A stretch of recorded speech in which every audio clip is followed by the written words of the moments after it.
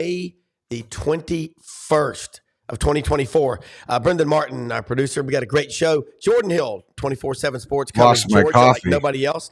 And he'll be on with us. Yancey Porter Rebel Yell Hotline and Rodney Orr, Tider Insider. And look, I lost my getting out- coffee.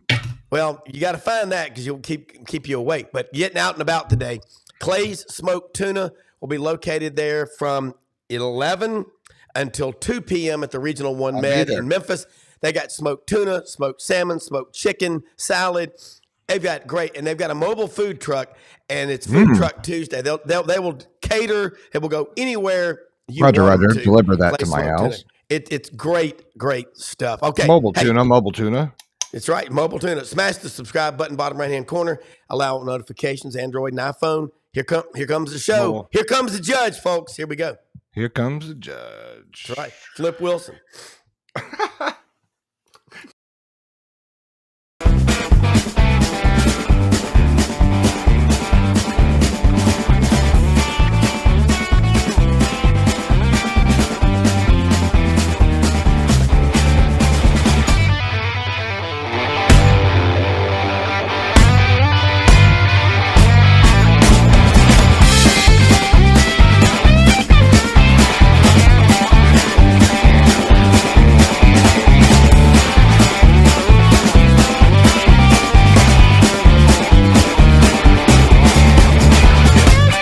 Sidelines with Rob Browne. Talk sporty to me.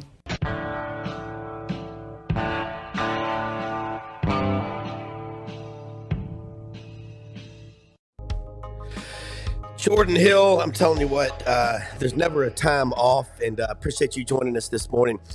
We got magazines I think will be out on the newsstands. I checked at Walgreens yesterday in Memphis on the way back from the office. They're not out yet, but by this weekend they should be. And everybody has their opinions. We had Jake Wimberly on the show from down in Jackson, Mississippi last Wednesday. He's got his top 4. He does a matrix. It's really cool and it's accurate. Years of proof.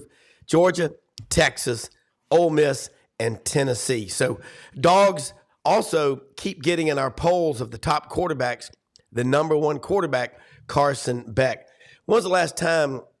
It's been a while. I mean, who is the best quarterback you've covered for Georgia, and where does Carson Beck rank on that list? That's a tough question because especially I had left by the time Jake Fromm got there. I mean, it's probably Carson or Stetson Bennett. And, I think as far as what you look for in a quarterback, Carson's probably got the leg up. Stetson just was a playmaker, and just the fact he could move, I think, helped him. But, I think Carson's a really gifted guy. I think that he's going to come into the season with a lot of Heisman hype. I think you're going to see a lot of preseason, All-American status for Carson.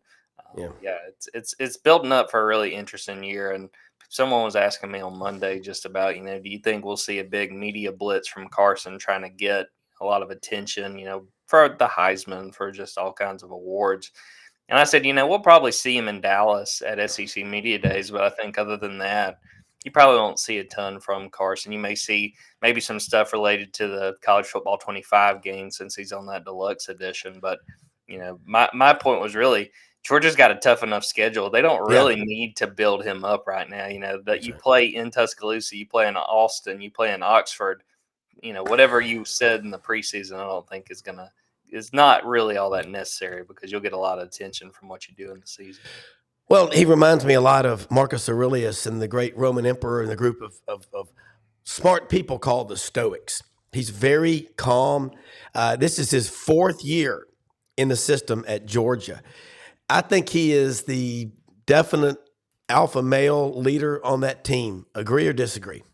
I would think so. And what's funny is he's not a guy that talks a lot, and that's something that Kirby's talked about. And I think Carson has made a concerted effort to get better at that, from what we can tell from what was said in the spring. And I think it's just funny. Anytime Carson talks, he's pretty laid back. He was asked, there's a lot of attention, he's got a Lamborghini now, and he was asked about it, and he was like, it's just a car. Like, he just sort of was just nonchalant about it. I think that's mostly how he goes about his business. But, from what I can tell and from what his teammates have said, he's mainly a guy that is going to lead by example and lead by doing. But I do think he's grown a lot in, when something needs to be said, being willing to be that guy who says it.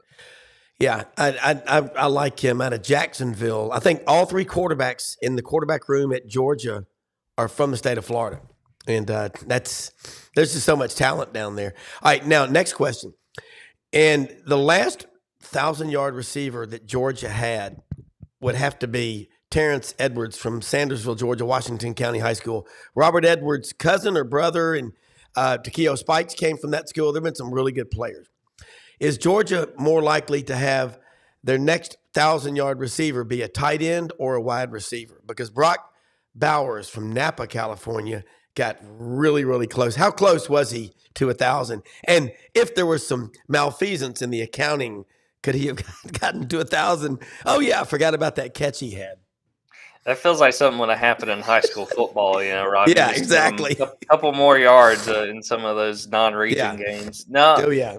I think it would be a wide receiver just because Brock was just so out of this world at tight end. That was so rare. Yeah. I mean, his freshman year at Georgia, he set the program record for receptions, receiving yards by a tight end. I think he probably also set it for touchdown receptions for a tight end.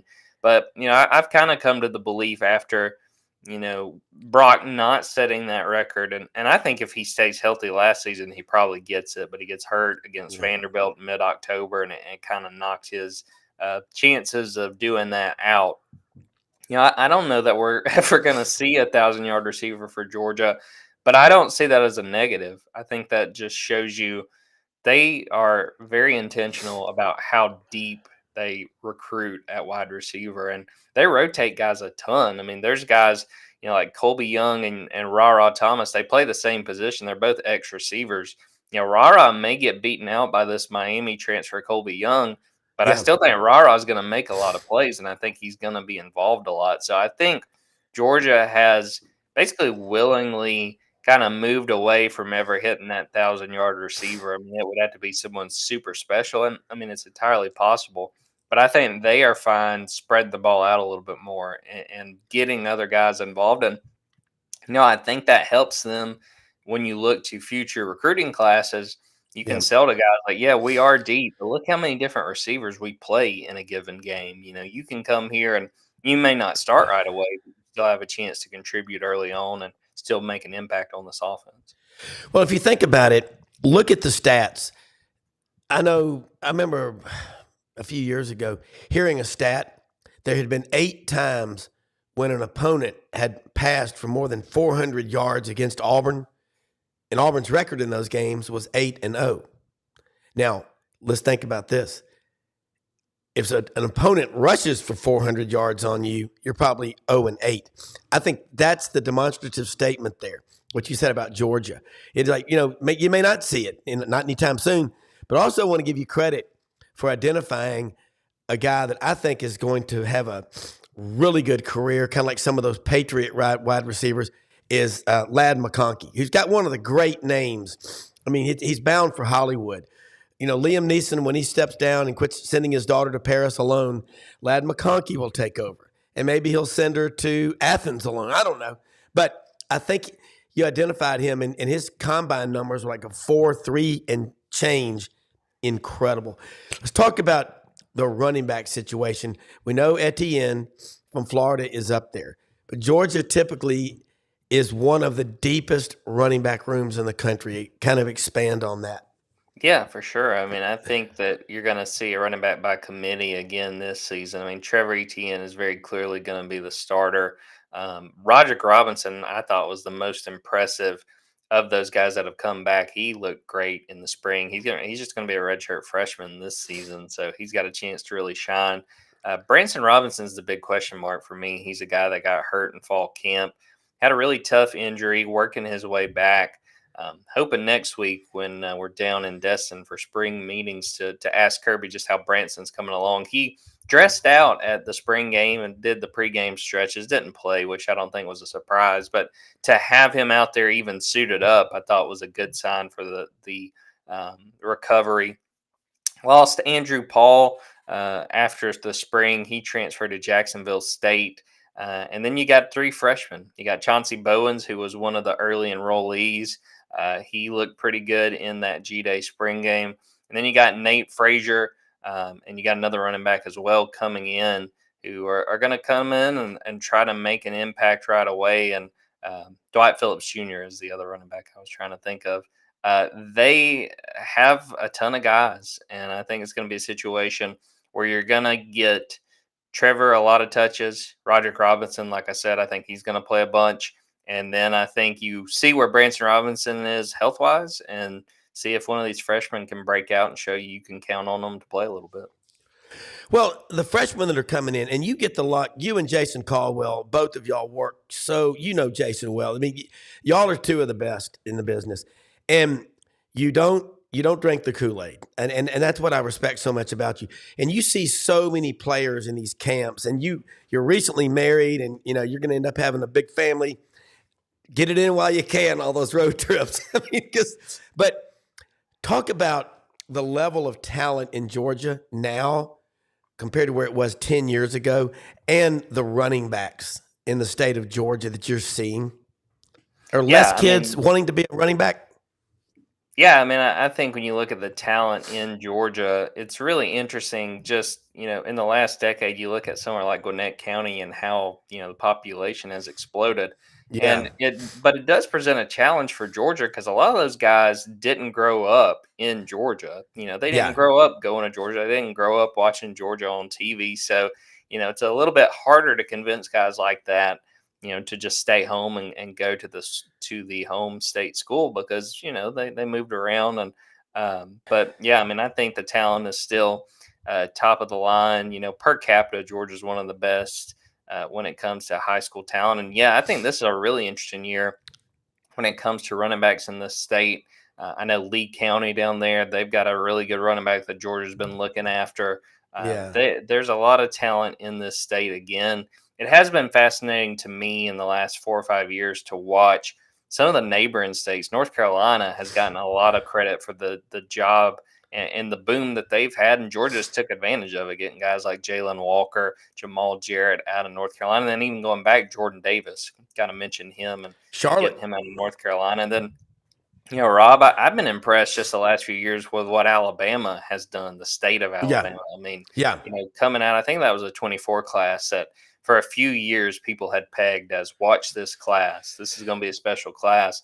And I think the state continues to produce it. It's really fun for me, especially having covered high school sports in Alabama, to see that continue. And I don't think that's changing. I think Alabama has really done a good job at the high school level. And you're seeing it with a lot of kids going and playing major FBS football. And I wouldn't be shocked if we see that going forward. Yeah, I think number 1 in the country is Texas. Number 2 is Florida. 3, California. 4 is Georgia with over 250 D1 players. And it's funny is Georgia State and other schools in Kennesaw State, there's more kids want to play football. There's more scholarship opportunities. And I think about, because Jason Caldwell said that the state of Alabama, he said this 2 years ago, is where the state of Georgia was 10 years ago. So Alabama's putting out 140 plus D1 players. Used to be about 90. It's changed. Katrina changed a lot. It really did. It shifted a lot of stuff around. You look now, in my opinion, you talked about Jordan Davis out of Charlotte. What is, in your opinion, Charlotte? I know it's the home of the ACC headquarters, but also the SEC network, NASCAR, the National Whitewater Training Center, and it is the banking center of the South, if not the country. Yeah, I mean, I think Charlotte's one of those hubs, sort of like Atlanta. I think about every year, Georgia signs like the top 3 class every year, and fans are upset that they can't lock down Atlanta. It's just that's a city that size, you're not going to get every kid. And I think that, Georgia has done a great job making inroads, really in North Carolina in general, but, hitting up some really big programs around Charlotte, and it's paid major dividends, even. I mentioned some of those guys a few minutes ago. I mean, they got other guys like Chris Pill that they pulled out of North Carolina. I think there was another guy, too, that they signed in that class. Kyron Jones was a guy they flipped from NC State. He was going to go to NC State and be a running back. And at the last minute, Georgia says, hey, why don't you come play DB for us? And flipped from NC State and came to Georgia. So, yeah, I think it's one of those situations, a city of Charlotte's size, You're not going to get every kid, especially if you're Georgia, being an out-of-state school. Yeah. But they have done a very good job of evaluating talent in and around Charlotte. And it's paid off. They've gotten some really good players out of there. They have, and it used to be a kid like Jordan Davis would have played basketball, and he was a really good basketball recruit. And now he's, in the NFL doing his thing, and 6'7", 340. We got about 5 more minutes. Jordan Hill, 24/7 Sports. Jordan, tell them about Dogs 24/7, about your podcast and how they can follow you on Twitter, because a lot of times I do that at the end, and I don't want to ever miss that. But then I got a couple more questions, and we'll let you go because I know you got them stacked up like they call the car wash, but you put out great information. I appreciate that, Rob. Yeah, dogs247.com. Got all kinds of recruiting stuff coming out of a busy weekend for Georgia. And then the Junkyard Dogcast, we got our podcast. We're actually going to be recording live over there on that YouTube, Dogs247 at 3 p.m. Eastern time today. So, yeah, it's one of those times of year where you stay busy enough, and like I said, we'll be at spring meetings, and before you turn around, we'll be at SEC Media Days. But busy enough is my kind of busy. We still got a lot to talk about, and still plenty of time to start previewing, the big upcoming games this fall. Well, one of the things I love about you is you are always excited. You love what you do, and you do what you love. And you've also got a good perspective on the schools in the Southeast. I've got a question. What are you looking for at the spring meetings in Destin?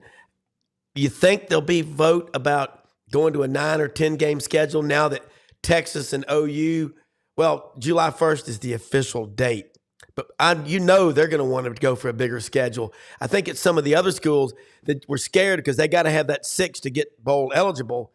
You're thinking small like that as a school is a disservice to your fan base and your own team. Definitely. And I think that is going to be a big conversation piece. Now, will it get decided? I'm not sure, because we thought last year, for sure, they're going to get this thing figured out. And they were like, all right, here's what we're doing for the 2024 season.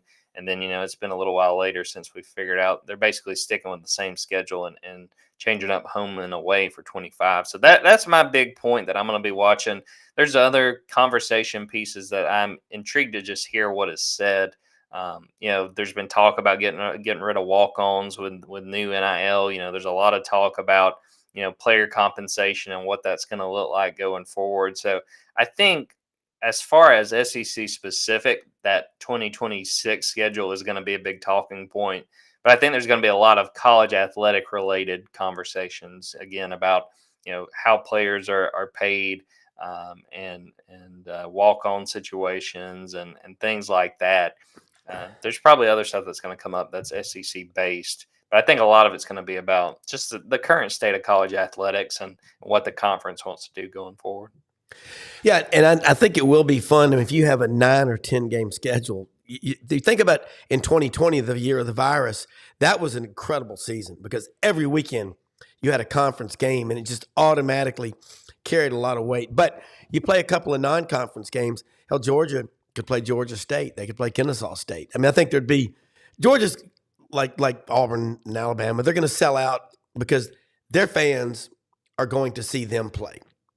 You're at the right program when your fans are. I don't care who we're playing. I really don't. I'm going to see my school play. All right, Jordan, one more. Give me a name out there, and I like to do this, that you're hearing a lot of things about in the offseason, offense, defense, special teams, whatever, for Georgia, because every year there's a guy like Jordan Davis, there's a Lad McConkey out there, and you know better than anybody. I would say the name I would throw out there is KJ Bolden, who obviously was a big-time recruit, committed to Florida. Yep, committed to Florida State. Yeah. And Georgia gets him at the end, and I thought he really impressed toward the end of spring practice, and I think he's a guy that I'm not convinced right now that he's going to start when they take the field against Clemson, but I think he's done a lot to help his cause. And what I am really intrigued by, he was one of the kick returners at G-Day, and I think that's where you're going to see it. I think you're going to see him involved on special teams, and he's going to make plays there. And it's a lot like what Malachi Starks did his freshman year. He gets in the game against Oregon. By the end of the first quarter, he's falling backwards, making an absolutely incredible acrobatic interception of Bo Nix. and basically the rest was history. So Yeah. I would watch KJ Bolden. I want to see what he does through this summer. I don't know that he starts against Clemson, but I think he's going to assert himself pretty early.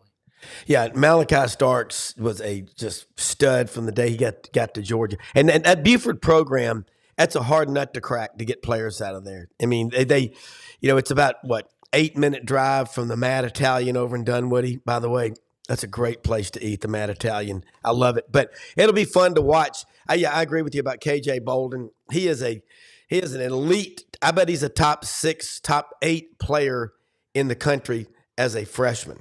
I think he's that talented. All right, Jordan, we'll do it again next week. Have a great Memorial Day weekend. Man, I'll tell you what, we're just getting closer.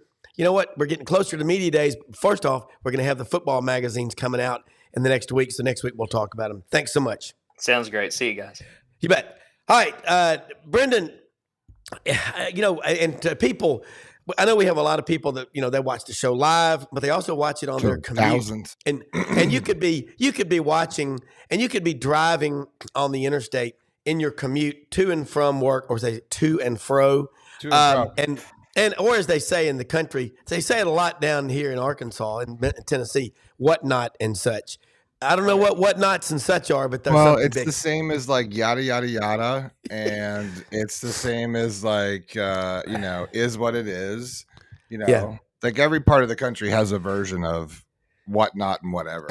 Yancey Portal's probably got an opinion on that. Yancey Porter, welcome to the broadcast. How are you, sir? Yancey, good morning. Did you hear what Brenden called Yancey Portal? Well, I was thinking about multiple dimensions this morning when I was going over my string theory. Yeah. So sorry, Mr. Porter. I love it. No, that's a great marketing. That's a great marketing campaign. Yancey Portal out of Hattiesburg, Mississippi, down there, and that would be in Forest County, my friends, near Petal. Near the Canebrake subdivision, home of the Hub City Hustle, one of my favorite triathlons I've done. Yancey, last night, listen to the show, man. Great job. Rebel Yell Hotline, folks. Check it out. Monday nights at 6 p.m. Sports 56 WHBQ in Memphis and Super Talk Mississippi all over. Chuck Roundsville, Harry Harrison, Gary Darby, Gordon Ford. Look, man, baseball. Your guest, one of your guests last night, is a regular on this show, Mitch Davis. Also heard another one of your guests, and he was saying about the talk. Is there any talk in Hoover about Ole Miss? And he said, not really. And y'all were like, maybe that's a good thing. Let's get a checkup. Let's look under the hood on Ole Miss baseball right now in Hoover. Yancey. Sorry about that. I'm trying to get. Okay. See, time traveler. Time traveler, here he is. But Yancey, what are your thoughts about what Ole Miss is going to do in Hoover? How do you think they're going to fare? Because it's a tough 12-team field. Only Auburn and Missouri didn't make the cut. But if Ole Miss wins 2 or 3 games, if they win 3 games in Hoover, do they get any chance they get a bid to the NCAA tournament? Nope. No, Mr. Portal is back in the time portal. Let's see if he comes back to us in a second. Yeah, but I mean that's going to be a tough out. And Brenden, we talked with Mitch yesterday.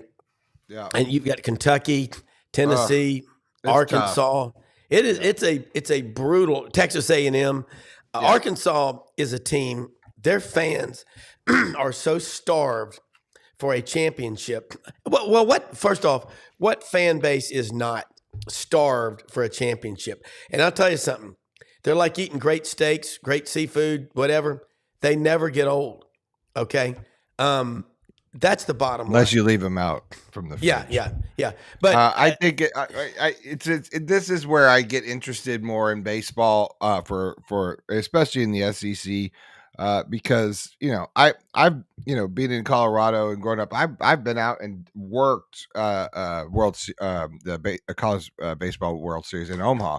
And it's such a fun, they do such a good job with it. It's such a fun event, to go out and be a part of it. And I think college baseball is really exciting. So anyways, yeah, I think this time of year is good. And I will say, listening to Mitch yesterday, I agree with you. He's if anyone knows, it's him. I've been sort of following his his commentary over the season thus far. He's been pretty close. Yep. With I mean, if he consumes baseball like the guy consumes basketball, then we should just hire him. Yeah, Mitch is really on point with the SEC baseball, and I think you've got to go into Hoover. You can't go in there with a half-ass approach like it doesn't matter, because it does. And what draws the crowds, if Ole Miss if it's close, a team like Ole Miss is always going to get the regional, okay, because they'll sell out. Right. Every game. They've got 3,000 or 4,000 people on a waiting list for season tickets. And so that's what you want. But you know what's crazy? You look at a program like Florida. Florida's game has been so good for so long in pretty much everything that they're just used to it. I mean, 268 SEC championships. It's over 100 from second place. Okay. That's pretty and amazing. A heartbreaker.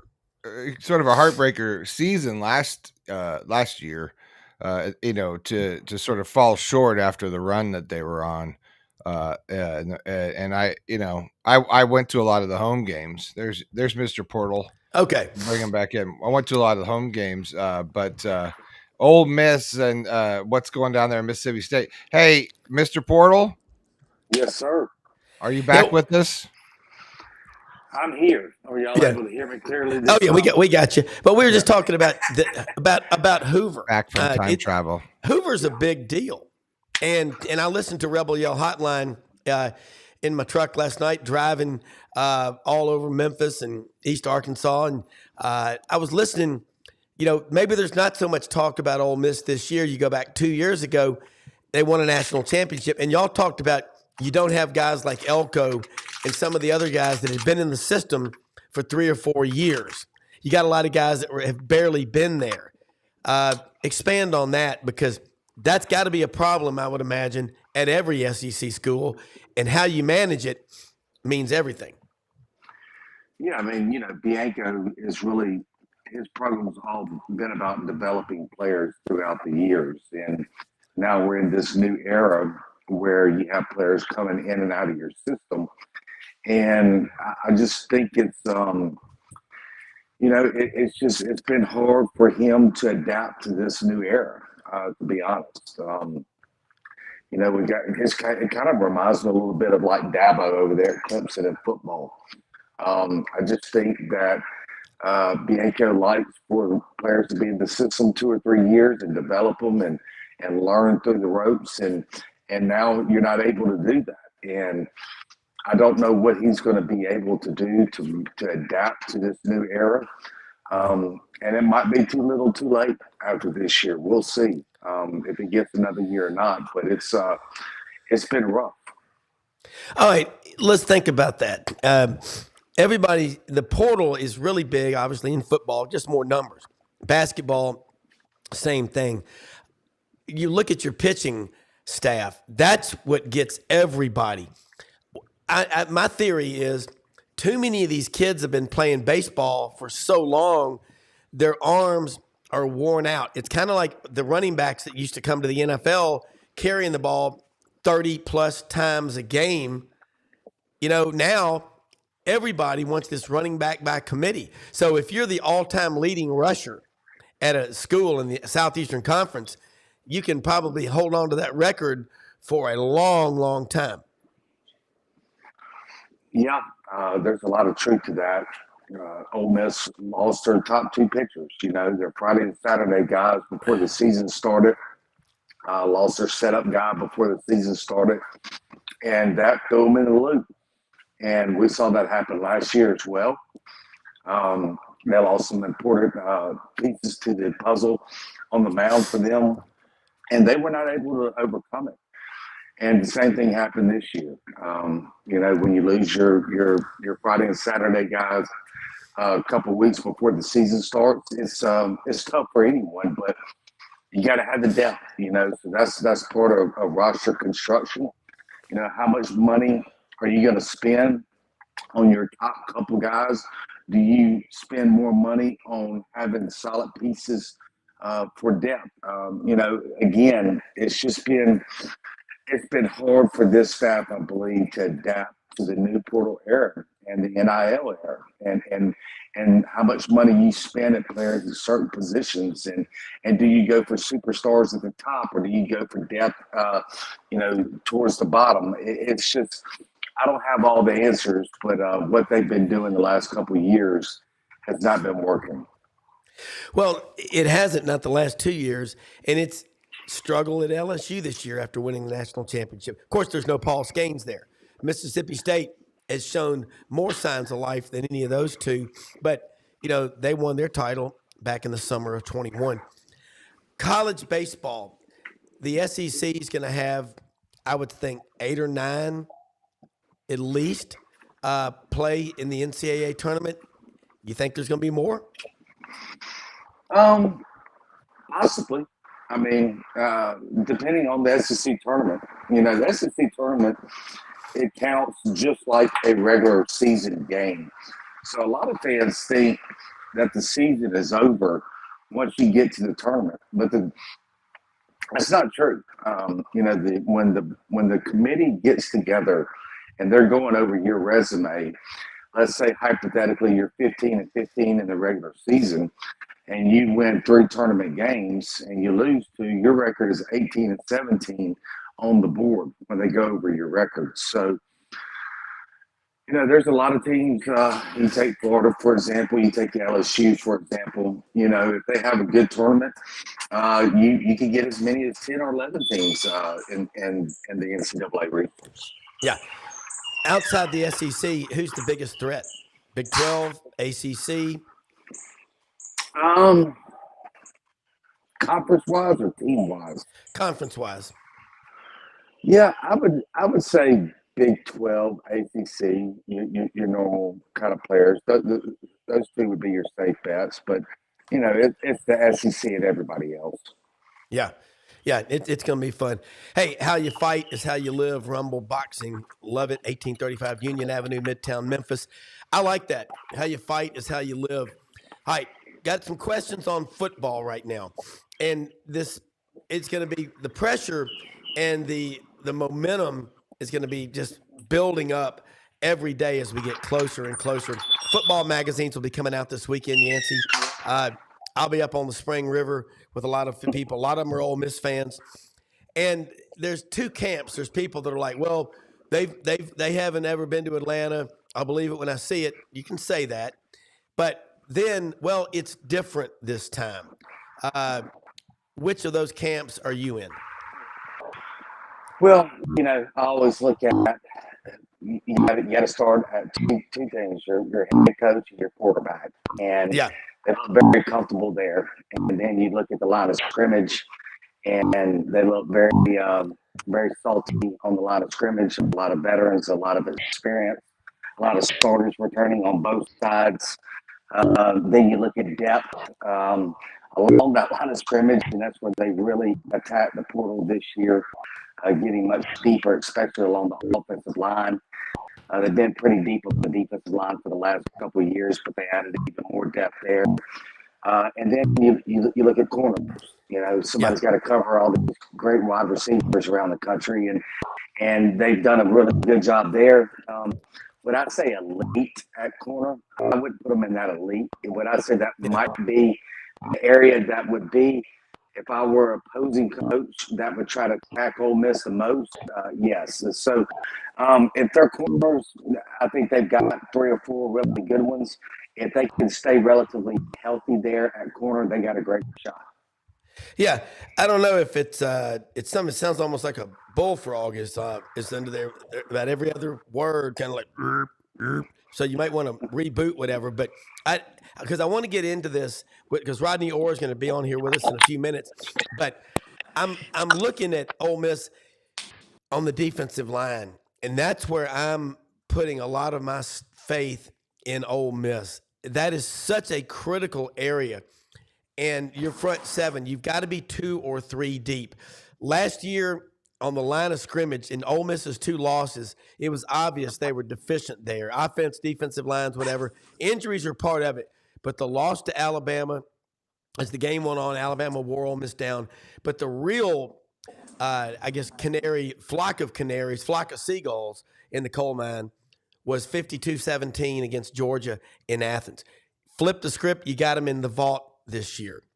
How much progress has Ole Miss made, in your opinion, along the line of scrimmage, offensive and defensive line, since that Georgia loss? Now, obviously, they haven't played since the win over Penn State, but what they brought in recruiting and in the portal should give you a good idea, I would think, as smart as you are.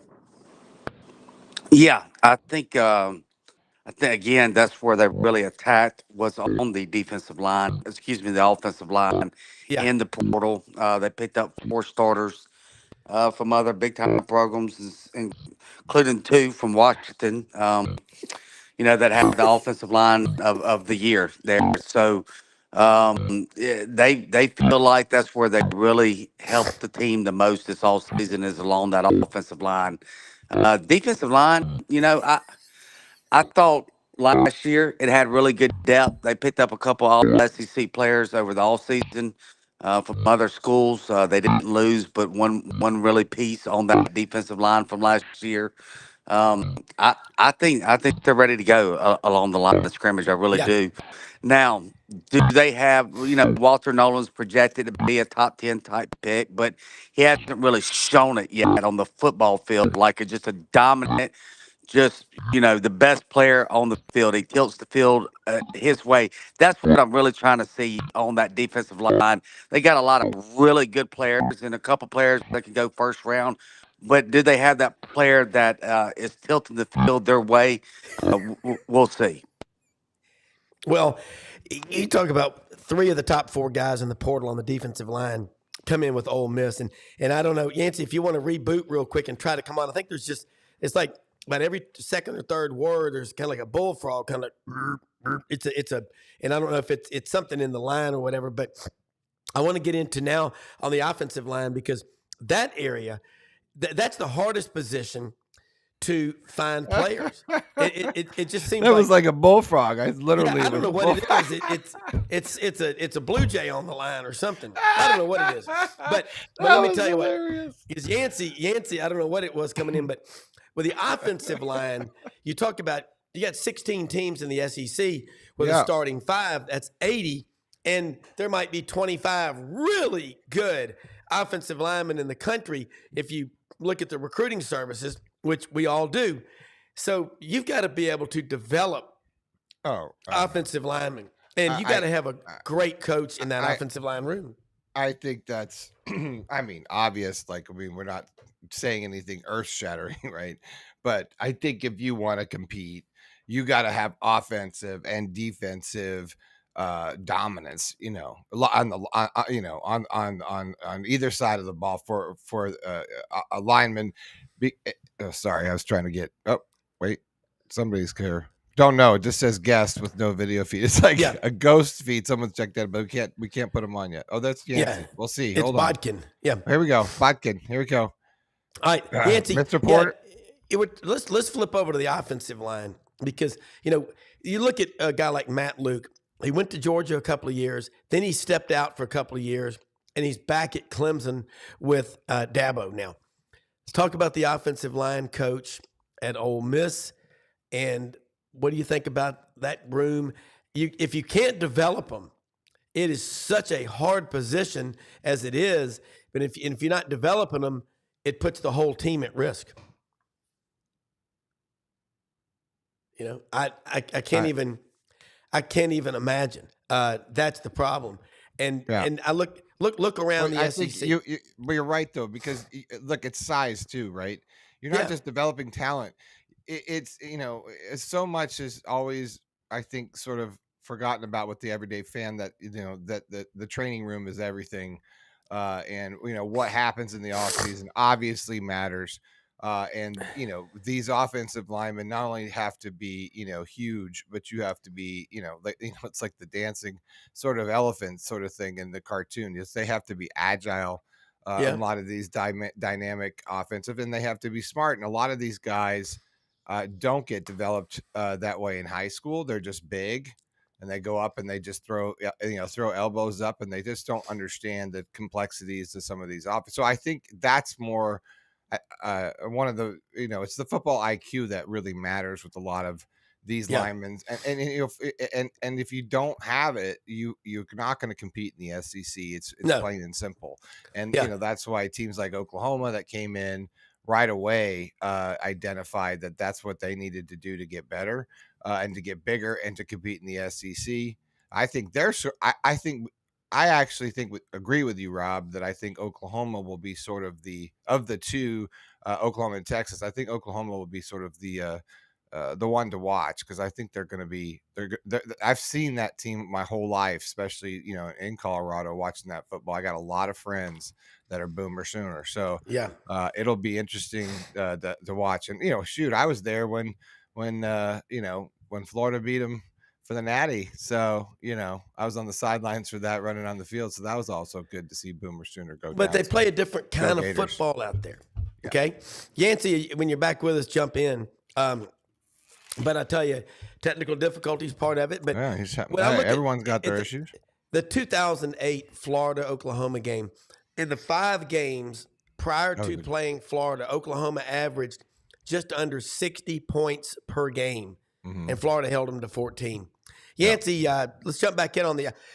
Let's see if he's there. Mr. Porter, are you there? Offensive line at Ole Miss. Mr. Porter? Man, we're really trying here. Yeah, there you go, bud. Yeah, that's right. Never quit, never say die. Been a difficult morning. Hey, man, we're just grateful you're here. Thanks for sticking with it. Yeah, it's tough sometimes with the connection there with the Wi-Fi and everything else. Oh, you sound perfect. You sound great now. It's that metal plate in Brendan's head. It's really just about the depth, I believe, that they brought in. Again, you got 2 key players off of Washington's staff, offensive line unit there that, won the award as the top offensive line unit in the country. You bring back 4 starters off your own offensive line. You pick up another Power 5 experienced offensive line starters. They feel like that's where they really improved the team the most. This offseason is along the offensive line. So I think, that's what has everybody so optimistic, because as you saw last year, when they lost their 2 starters the week of the Georgia game, and then lost another starter the first play of the game against Georgia. So they were without 3 of their 5 starters. And I mean, it was a butt whipping from there, right? I mean, Ole Miss jumped up 21-7 against them, and then the rest of the game, I think they got outscored like 45 to 3 or something, it was bad. And so they knew they had to get bigger, they had to get deeper, they had to get stronger along the line of scrimmage, really more towards the offensive line. I think really defensive line, they were pretty deep. I thought they were pretty good along there, but they added some big time pieces there, some all SEC guys projected to go in the first round this year. Again, though, I want to see if they can really tilt the field. Do they have, they might have projectability on the next level, and they might be very solid, but I haven't seen them just dominate. A player or two, just when your wife can say he's the best player on the field. And that's what I want to see. Can they get 1 or 2 of those guys to surface along the defensive line? Yeah, and the offensive lines across college football are completely different. I mean, Oklahoma lost all 5 of theirs at the end of the season this year, along with quarterback Dylan Gabriel. So they're putting in all new guys. And it takes real game experience to learn about each other, about tendencies, your guards and tackles, and those guys. The center is the quarterback of the offensive line. That you never hear about a center coming out of high school as a 5-star. Center is usually a guy that starts his career at 6'3" and finishes under 6 feet because his body just gets crunched in like an accordion. That's a tough damn position to play. All right, Yancey, Rodney Orr hopefully can join us. We've got a hard out exit here at about 58 after. It's got about 15 minutes to go. Let's look around Texas. I definitely think Texas is ready to play in the SEC. Jake Wimberly down in Jackson is on. His top four right now, barring some off the field disaster, are Texas, Georgia, Ole Miss, and Tennessee. I'm good on all three. No problem. Texas, Georgia, and Ole Miss. Tennessee. You know this conference well. Josh Heupel, he's got him a quarterback, Nico Iamaleava, but you got to have more than that. But they also have an edge rusher who might be the number one pick in the draft. Is Tennessee, is that a stretch, or do you say, yeah, they belong there? Who else would be the fourth best? Alabama. Yeah, that's what I was going to say. I think Alabama in there with Georgia, and I'm still look. As I said earlier, the two things that I look at when you are going into the season is who your head coach is and who's your quarterback, right? So Tennessee checks the boxes there, Texas checks the boxes there. We'll see about Tennessee's. He's not. A lot of hype built up from high school, and we'll see how he does out on the field. But Texas now, they lost. They lost all their studs. It seems like along the Yeah. line of scrimmage. That's really Yeah. they got hit harder than anybody else along the line of scrimmage. And I want to see how they fill those pieces. Those three Yeah. stud defensive linemen are all top 2 round draft picks this past year. They lost 4 offensive line starters along the front there. I'm really curious to see losing that much along the line of scrimmage as Texas did. Can they just reload? And join the SEC at the same time. We'll see.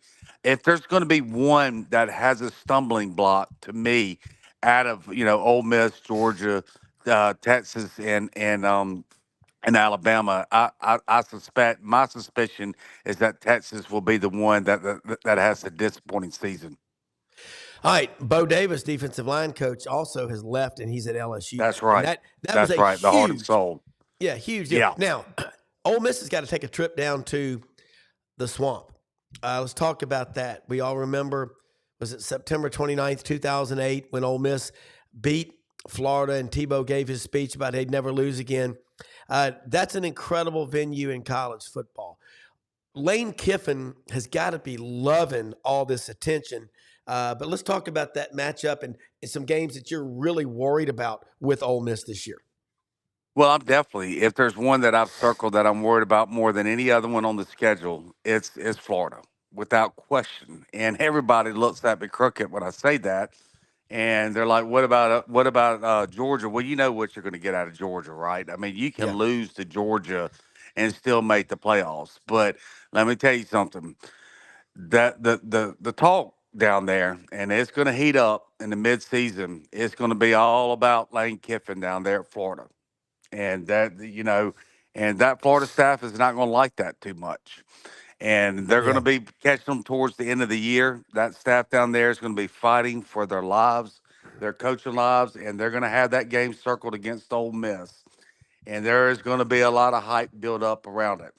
And it's I think Florida plays their best game of the year against Ole Miss. I really do, and it's going to be a dogfight. I really do. I think Florida's really improved tremendously there at quarterback. I think they've improved along the line of scrimmage. They've done a great job recruiting there. If they did not have that schedule, they could be really the surprise of the SEC, and everybody else is already burying Florida before the season starts. But that is a really talented roster.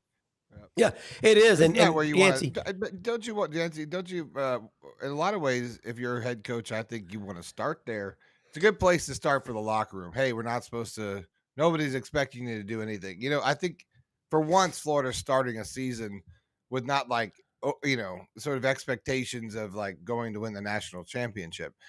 I think that plays, to their advantage to some degree, or to a lot, because I think that's an easier motivator, especially early on, that we could really go do something here and surprise a lot of people.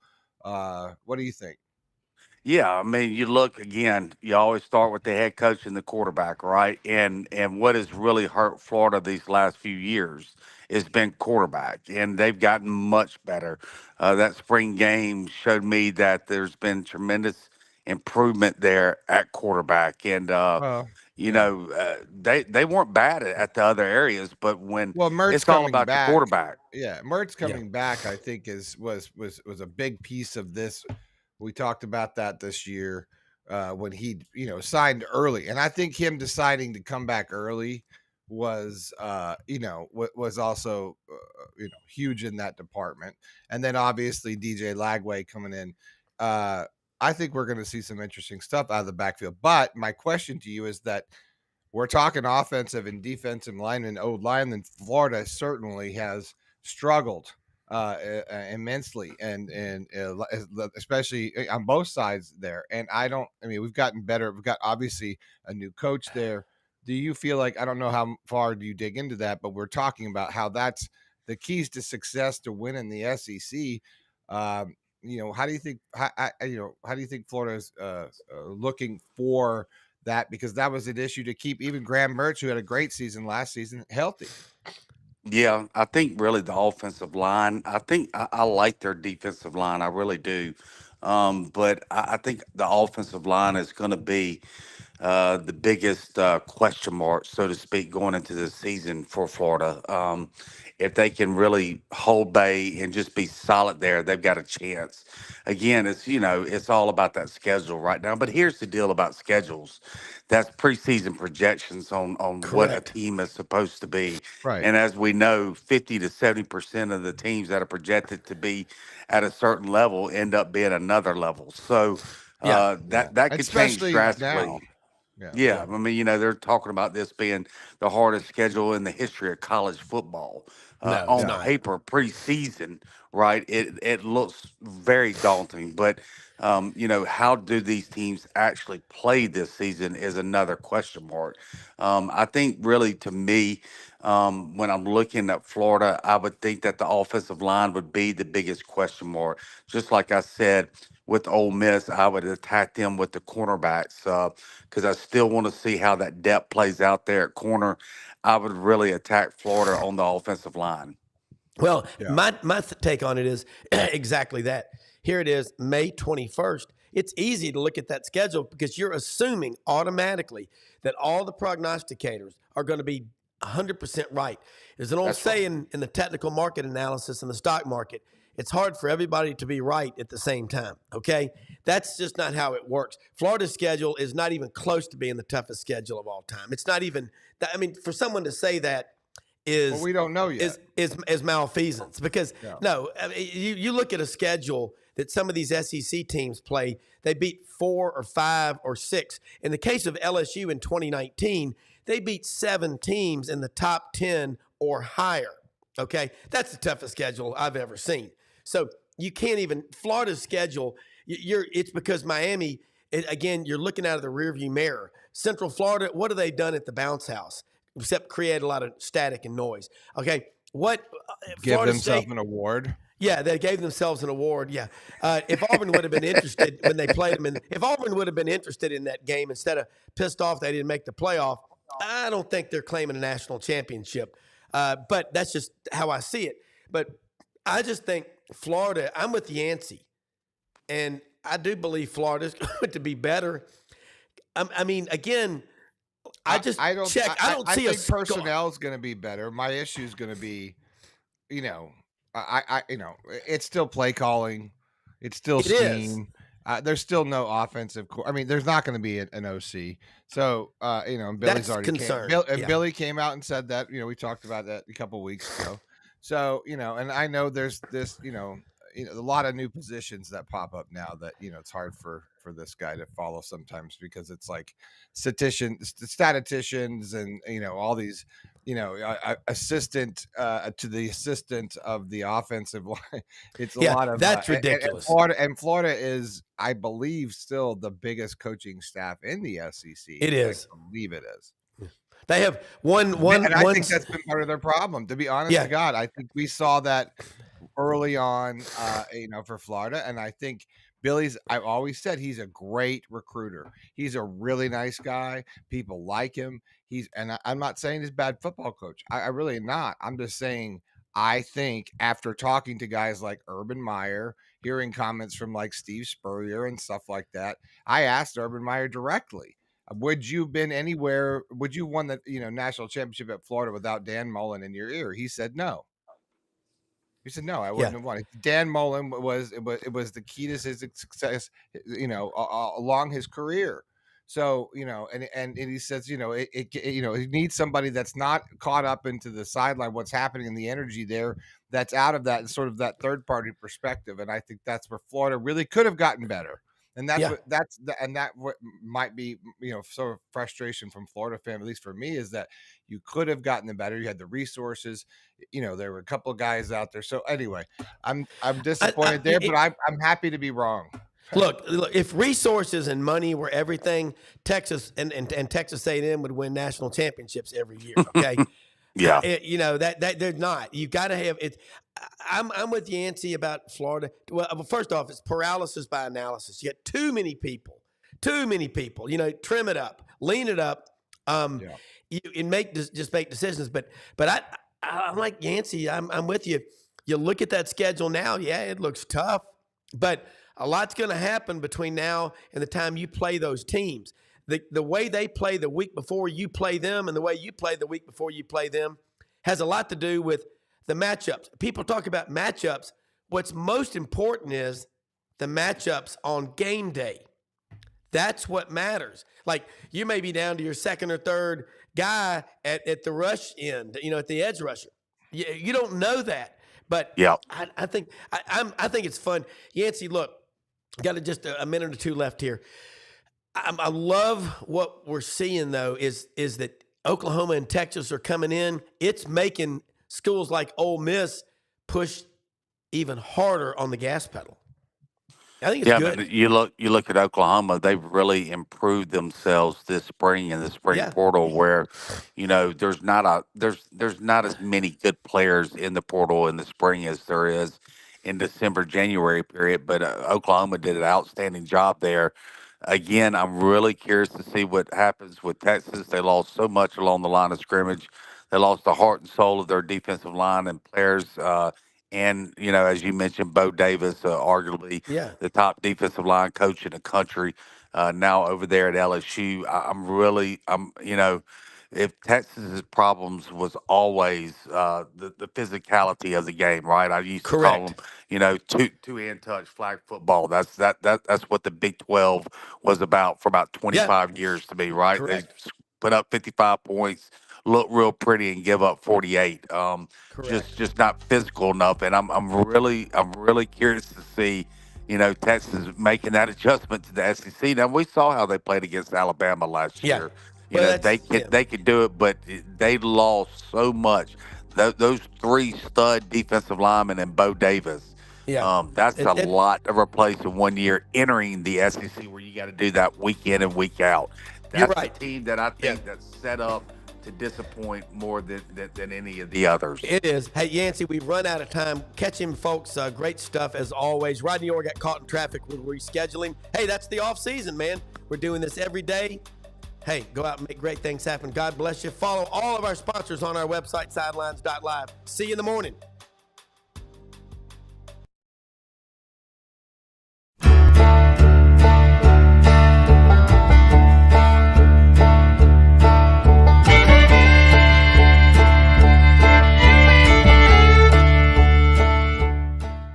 In a perfect world, you'd set a health goal and results would happen overnight.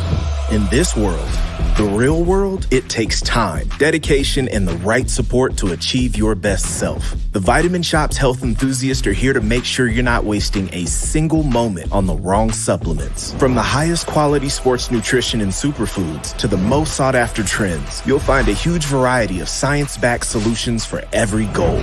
And the people to help guide you along the path to greatness. Unbelievably, every 2 minutes in our communities, a child is either bought or sold for sex. I am Ari Dickey, board member for the Nashville Anti-Human Trafficking Coalition. Join me and millions of others in our fight against human trafficking and for its victims by helping to educate the most vulnerable among us, our middle and high school students. Go to nhtcoalition.org, become a partner, and help keep our families safe, because none of God's children are for sale.